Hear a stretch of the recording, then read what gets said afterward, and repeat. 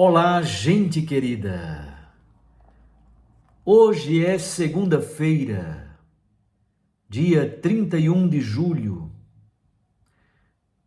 Nós estamos concluindo o mês de julho e, com a celebração de ontem, do domingo, começamos a 17ª semana do tempo comum.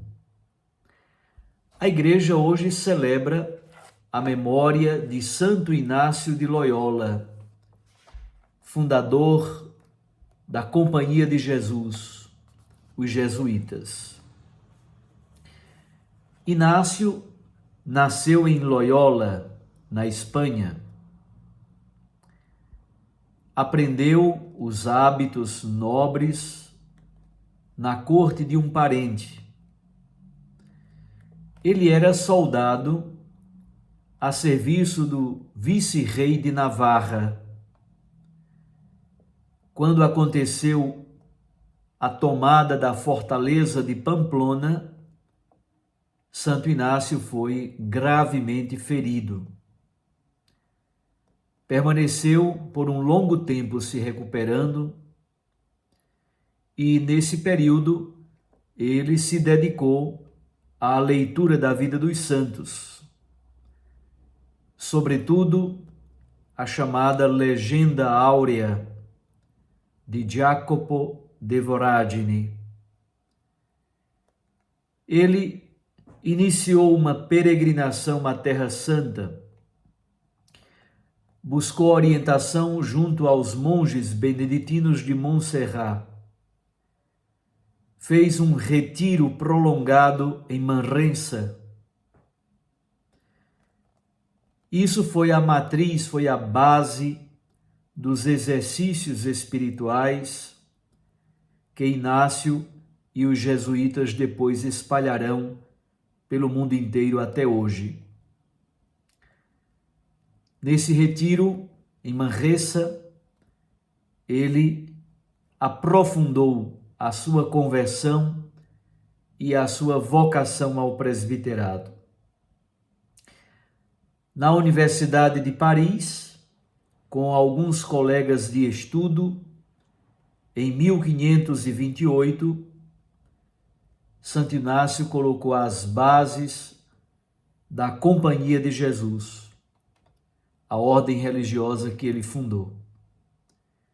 Em Roma, ele fundou o Colégio Romano, a futura Universidade Gregoriana. Fundou também o Colégio Germânico para preparar sacerdotes para a Alemanha, que enfrentava a dura crise da Reforma Luterana e da divisão. A Companhia de Jesus foi aprovada pela Santa Sé em 1540 e Santo Inácio morreu em Roma em 1556. Estas informações eu tirei do subsídio litúrgico catequético diário, O Pão Nosso de Cada Dia. Vamos agora ler o texto do Evangelho que a liturgia de hoje nos propõe, que é de Mateus, capítulo 13, versículos 31 a 35. Naquele tempo, Jesus contou-lhes outra parábola. O reino dos céus é como uma semente de mostarda que um homem pega e semeia no seu campo. Embora ela seja a menor de todas as sementes, quando cresce, fica maior do que as outras plantas e torna-se uma árvore, de modo que os pássaros vêm e fazem ninhos em seus ramos. Jesus contou-lhes ainda outra parábola.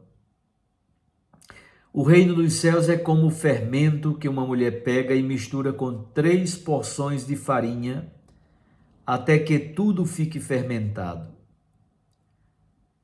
Tudo isso Jesus falava em parábolas às multidões, nada lhes falava sem usar parábolas, para se cumprir o que foi dito pelo profeta: abrirei a boca para falar em parábolas.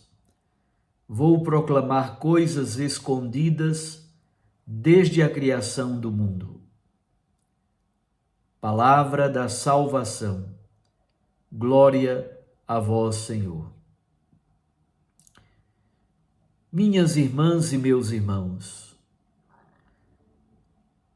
nas celebrações dominicais e também nestes últimos dias, nós estamos lendo este capítulo 13 do Evangelho de Mateus, o discurso em parábolas. E hoje o texto do Evangelho traz duas parábolas, a parábola do grão de mostarda e a parábola do fermento que leveda toda a massa. O que as duas têm em comum? A pequenez do grão de mostarda e a quase invisibilidade do fermento.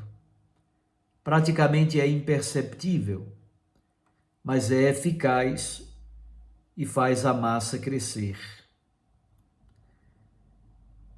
Ambas as parábolas provêm do ambiente da vida familiar.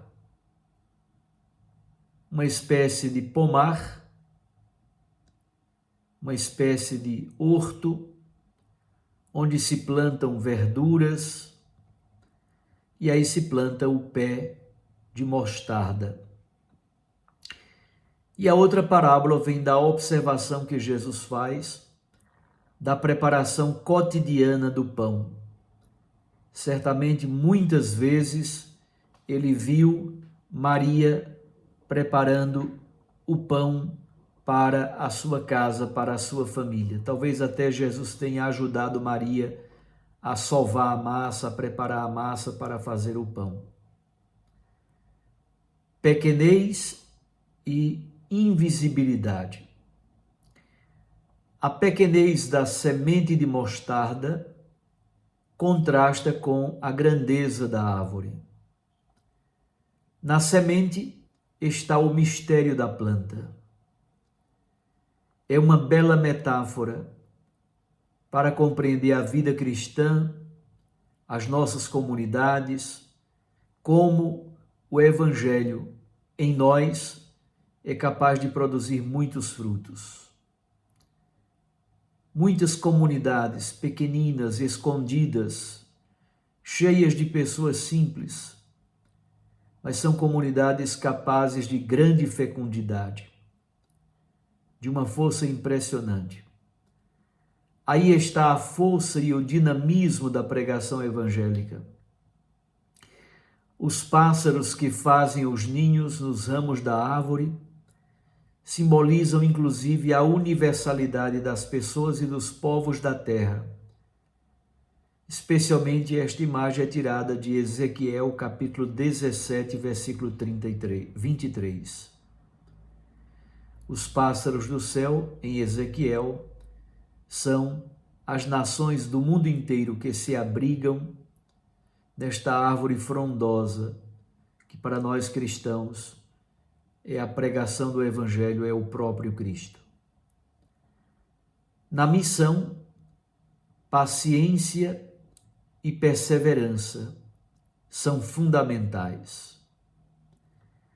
A imagem do fermento é mais radical ainda, porque o fermento se torna invisível, imperceptível. Além do mais, o fermento é um elemento impuro na cultura de Israel. Jesus utiliza a imagem do fermento para falar da força que ele tem para levedar a massa, como a mesma imagem utiliza o Papa Francisco. De certo modo, se o mal contamina, o bem também pode contaminar. Então, o fermento do Evangelho, de certo modo, contamina as relações, contamina as pessoas. é capaz de levedade fermentar a vida, as famílias, as comunidades, a cultura, a sociedade. Sabe-se que o fermento está lá e que ele atua, mas nós não o vemos. O ocultamento do evangelho na massa é comparável a este fermento usado na preparação do pão cotidianamente. Não se percebe a sua presença, mas se constata a sua eficácia. Ele tem uma grande força de transformação no mundo. E isso depende de nós. Depende do nosso testemunho, na força do Espírito Santo. Depende da nossa capacidade de contaminar o mundo com a força do Evangelho. Um abraço a você. Fique com Deus e com sua Mãe Maria Santíssima. Eu os abençoo, em nome do Pai, e do Filho, e do Espírito Santo. Amém. Até amanhã.